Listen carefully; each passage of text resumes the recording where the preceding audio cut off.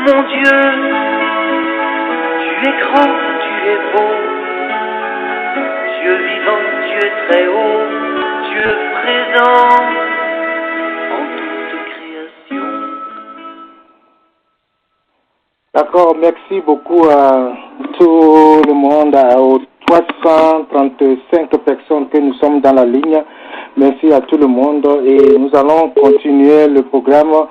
Et à présent, nous allons recevoir Dr Yves Amaïzo. Il est le coordinateur général du collectif Vérité des Unes Togo Diaspora. Et M. Jean-Pierre Balipo, il est le secrétaire général de RCDI. Alors, Dr Yves Amaïzo, vous avez la parole. Bonsoir. J'espère que vous allez tous bien. Je vous salue tous ceux qui sont en deuxième ligne. D'accord. Donc, en attendant, on va donner la parole à M. Jean-Pierre Balipo et je vous reviens. À tout à l'heure. Voilà. Rappelez-moi sur la deuxième ligne. Ok. Alors, M. Jean-Pierre Balipo, qui est le secrétaire général de la RCDTI, vous avez la parole. Merci, Timothée. Bonjour, bonsoir à tout le monde. Bonjour, Maman Okuta. C'est avec un grand regret que nous avons appris la disparition de M. Okuta. M. Okuta n'était pas seulement un militant de notre groupe, mais il a été un ami. Il m'appelait des fois tard la nuit, 1h du matin, 2h du matin. Je lui demandais, monsieur, vous ne dormez pas? Il dit non, il fallait trouver une solution, il faut qu'on fasse pour trouver une solution à notre problème. Ces mots, je ne l'ai jamais oublié. Son engagement, sa détermination. Tout à l'heure, j'ai entendu les autres parler de lui. Je pense vraiment que il a parcouru une vie de combattant, une vie accomplie. Il aimait le peuple togolais. Il a tout fait pour que ce peuple togolais soit libéré Oui. de la dictature du système uni. La parole Je continue bien je laisse d'autres parler d'abord. Oui, ça dépend si vous voulez continuer. Monsieur Yves Amaïzo est déjà là. Ok, donc, je nous laisse continuer alors. D'accord. Alors, monsieur Yves Amaïzo. Oui. Voilà, vous êtes là maintenant.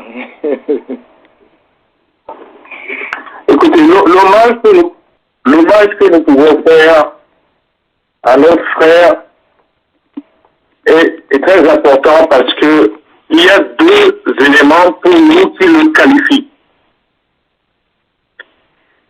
Ce monsieur est d'abord un grand patriote, mais au-delà, il a toujours cherché une forme d'unité entre les Togolais. Dans son attitude, depuis qu'il était au Togo et qu'il s'occupait des problèmes de santé dans sa région, il avait toujours voulu que chacun puisse être bien soigné.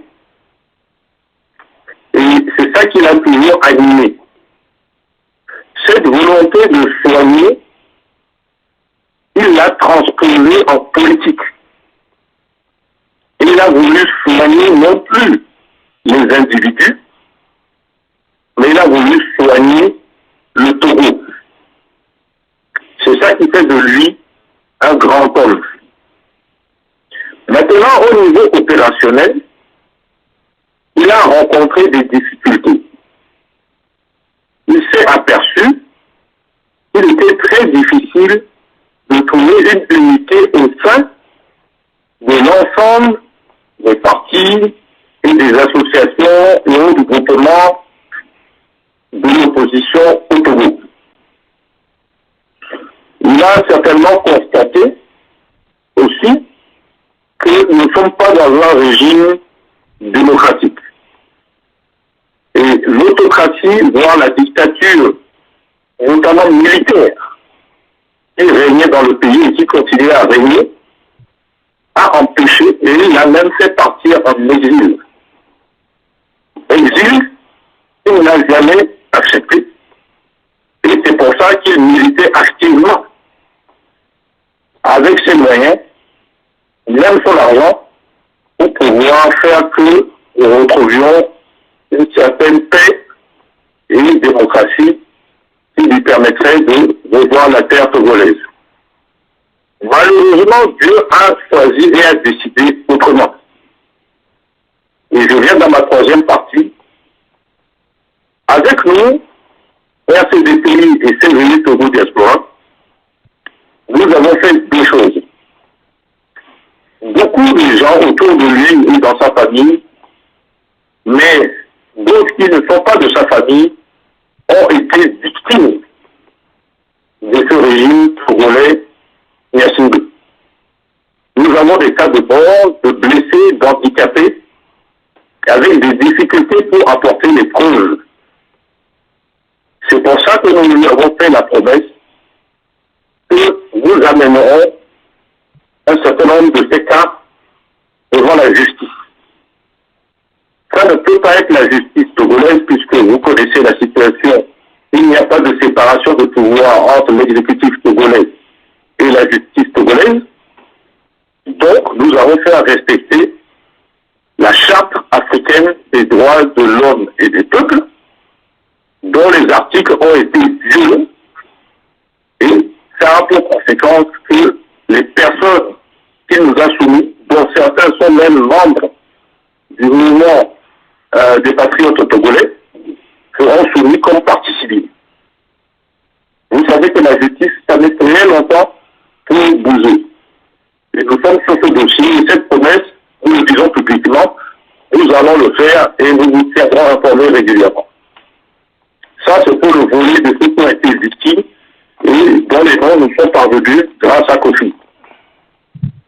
Il y a un deuxième volet, c'est que au Togo, il faut aussi trouver une solution pacifique.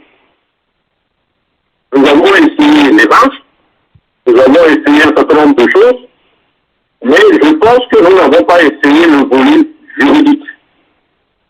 Voilà pourquoi notre groupe a décidé aussi d'aller vers le volet juridique, notamment en passant par la Cour de justice de la CEDEAO, la communauté économique, et qui a enlevé le mot développement d'ailleurs. Donc la CEDEAO ne fait plus le développement, donc communauté économique des États de l'Afrique de l'Ouest.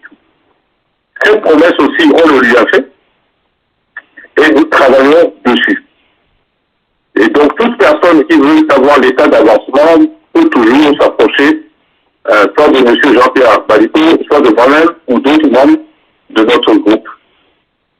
Maintenant, sur la personne elle-même et sa famille, c'était un grand papa paternel. Quand on dit papa paternel, c'est qu'il avait le souci que chacun de ses enfants puisse réussir et être heureux. Et c'est le même souci qu'il avait pour chacun des peuples et des citoyennes togolais. Et au-delà de ça, il avait une foi assez grande en un Dieu, le Dieu de la justice, et qu'il a toujours mis devant pour pouvoir nous aider à réussir. Pour moi, je pense, et tout le groupe que nous représentons, nous pensons que là où il va nous aider à agir pour que l'objectif recherché de libérer le peuple togolais puisse devenir une réalité. Amen. C'est un grand homme est un grand Togolais, est un grand patriote togolais. Je vous remercie. D'accord, merci beaucoup, Dr Yves Maïzo. Avant de revenir à M. Balikpo, je vais jouer cet élément, le Dr Yves Maïzo.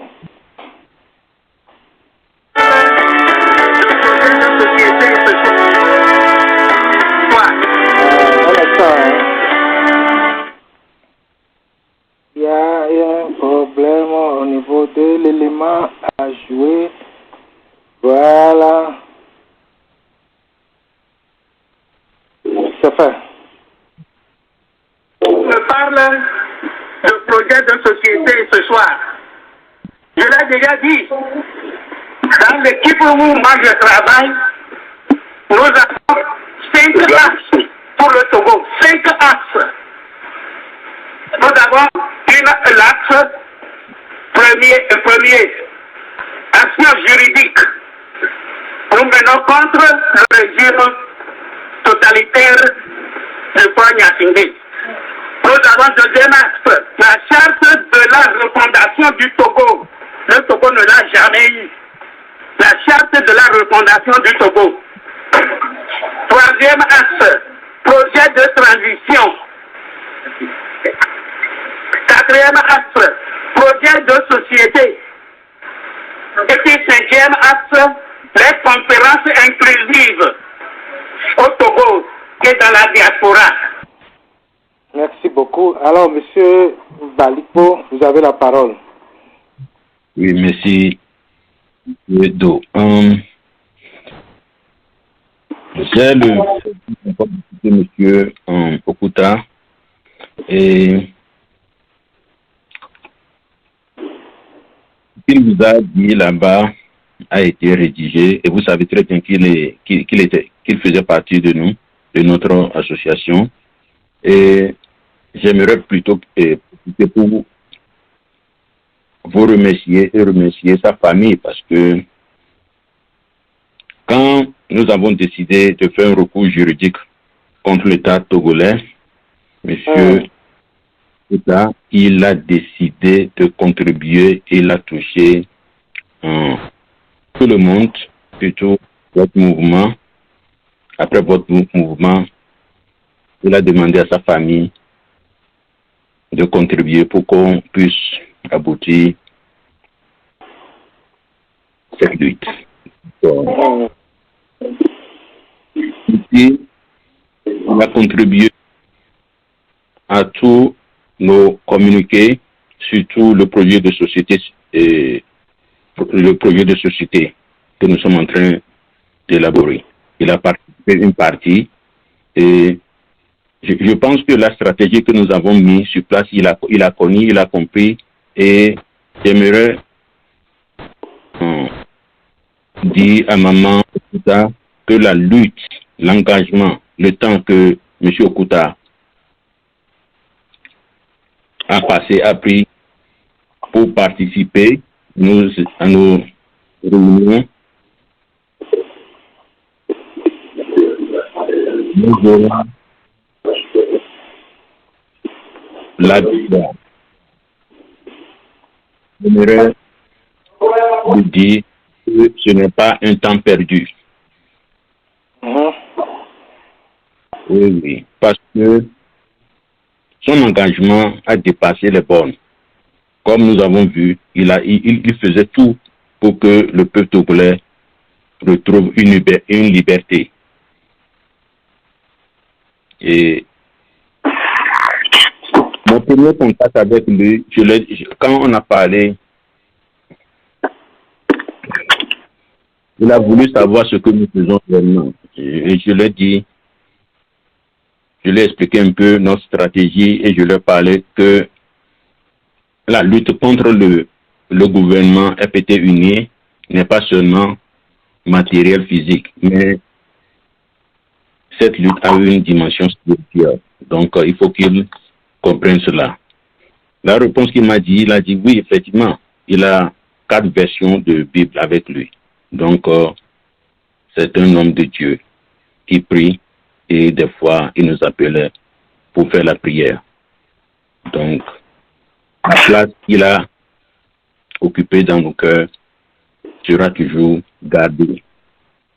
Et le Togolais aura connu sa détermination une fois que nous devons renverser ce régime. Merci beaucoup. D'accord, merci beaucoup. Est-ce que, professeur Maïso, est-ce que vous avez encore quelque chose à dire avant qu'on ne vous laisse passer, qu'on passe au programme suivant? Voilà, je confirme ce qu'a dit M. Jean-Pierre Balico. Et je veux rajouter que tout ce qui a été dit fait partie de notre projet. Que ce soit la charte de valeurs, que ce soit le projet de transition, que ce soit le projet de société et même de concurrence inclusive. Sauf que ça demande du travail. Ça demande de la profondeur.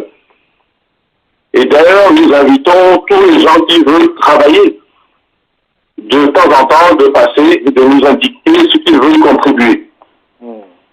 M. Okota a fait ce qu'il pouvait, s'est intégré dans telle ou telle partie. La partie qui l'intéressait beaucoup, c'était surtout tout ce qui touchait les militaires, puisqu'il a beaucoup subi de ce côté. Et donc, nous avons mis ça aussi en avant. Pour votre information, nous travaillons et nous voulons finir la partie juridique cette année. Et nous sommes en train aussi d'élaborer la transition, les projets de transition.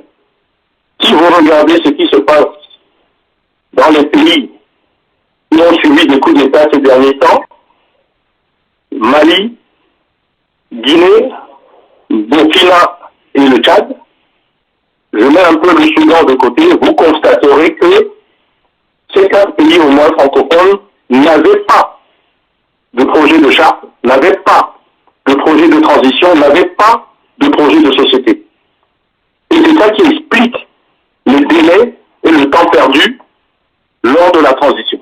Donc si nous pouvons au moins proposer quelque chose de clair, de structuré, on gagne beaucoup de temps. Et vous voyez que la CEDEAO ne travaille pas pour le peuple. C'est pour ça que j'invite tout le monde à réfléchir et à faire des contributions. Et ça viendra soutenir la promesse que nous avons faite à Kofi. Sur ce, je remercie beaucoup sa famille pour l'avoir soutenu et plus particulièrement sa femme et l'ensemble de ses enfants. Je vous remercie. D'accord. Merci beaucoup à M. Yves Maïso. Merci pour votre participation. Merci aussi à M. Balico pour votre participation.